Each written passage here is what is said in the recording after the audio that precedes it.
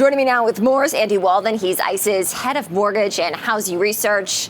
Andy, great to have you on the show this morning. And let's kick things off. Mortgage rates falling in recent months. We've seen refinance activity pick up.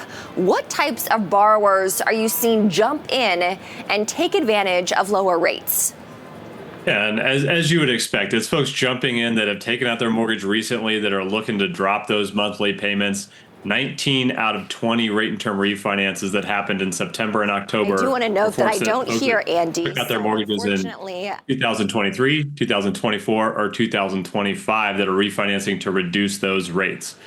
Among that group, it's your higher balance, higher credit score borrowers that are jumping into refinance first, right? So folks with an average credit score of about 760 and an average balance of $500,000 of those folks that are jumping into refinance here late this year. Mortgage refinance retention, Andy, hitting a 3.5-year high. What contributed to the uptick?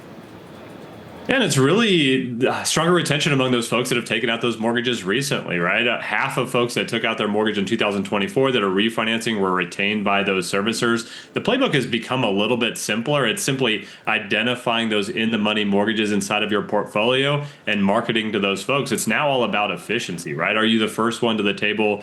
ICE did a survey earlier this year that says, folks looking to refinance really only look at 1 to 2 lending options before they pull the trigger on that refinance. So it's, quickly identifying those folks inside of your pools that have that incentive to refinance, putting the right product in the right place at the right time to attract those borrowers. What challenges are lenders facing when it comes to identifying and retaining equity-seeking borrowers? Yeah, those cash out refinances are a lot more challenging. Half of those folks are actually increasing their interest rate to refinance. They're not all coming out of those recent vintages. You've got some of those folks that are coming from 4, 5, 6, even 10 years out from taking out their past mortgage. And so it moves away from that in the money analytic to more advanced analytics out there, which a lot of lenders and servicers struggle with. It's where some of the value of more advanced products like Servicing Digital, where folks can self-identify as an equity seeker. They can understand how much equity they have available in their home. They can kind of initiate their process directly from some of those platforms, become even more valuable. Second lien home equity withdrawals hit an 18-year high in the third quarter. What have you seen contribute to that rise? Yeah, and that's really on the second lien side, right? And it's not overly because of equity growth. When you look at the amount of equity out there to borrow against, it's really flattened over the last 12 months or so, right along with home prices. So we have roughly the same amount of equity to lend on or borrow against as we did at the same time last year. The key difference is that equity has become more affordable to withdraw. So if you look at second lien home equity line of credit interest rate offerings, a year and a half to 2 years ago, they were at 10%. Today, they're closer to 7 to 7.5% in terms of those interest rate offerings. And when you look at what that means for the monthly payment to withdrawal equity, you look at a hypothetical $50,000 equity withdrawal, that monthly payment's gone from $400 down to $300, a 25% cut in that payment over the last 18 months or so. And then you were talking Fed rate cuts earlier. When we look at the path forward for 2026, that could mean even more affordable equity withdrawals as well. If the Fed were to move forward with 75 bips of rate cuts here over the next 12 to 18 months, that could cut those monthly payments needed to withdraw equity by another 15 to 20%. So it's just simply becoming more affordable from a second lien perspective to withdraw some of that equity. Yeah, I think people have been waiting for lower rates for a while, Andy. And so how have you seen that change home affordability?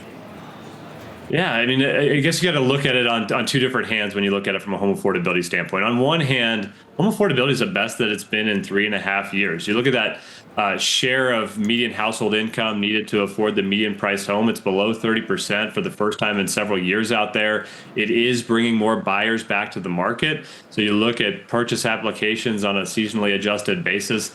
They're the best that they've been in 3 to 3.5 years as well. So you're seeing some improvement. It's happening across the board. All 100 major markets across the U.S. are more affordable than they were at this time last year.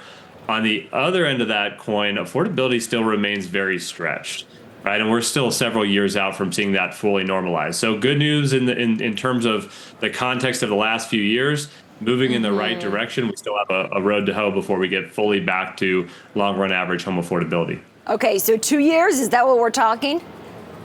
Maybe more, right? When you look at what it's going to take in today's market, it would take 4.5% interest rates. It would take 15 to 20% of additional income growth to fully normalize that home affordability standpoint. So we could be several years out from seeing things fully get back to normal. Okay, good to know, Andy. So for those looking to make their move into a home next year, right? Affordability might not be the best scenario for them, but what other data trends should they be monitoring to get the best gauge on the state of the market?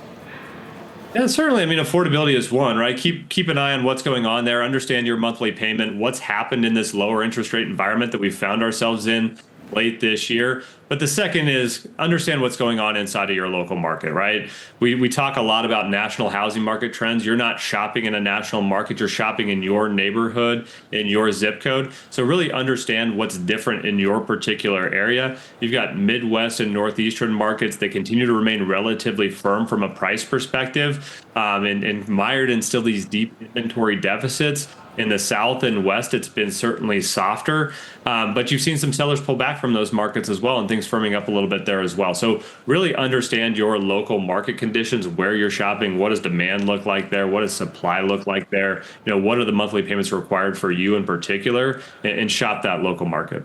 Andy Walden, ICE's head of mortgage and housing research. Andy, thank you.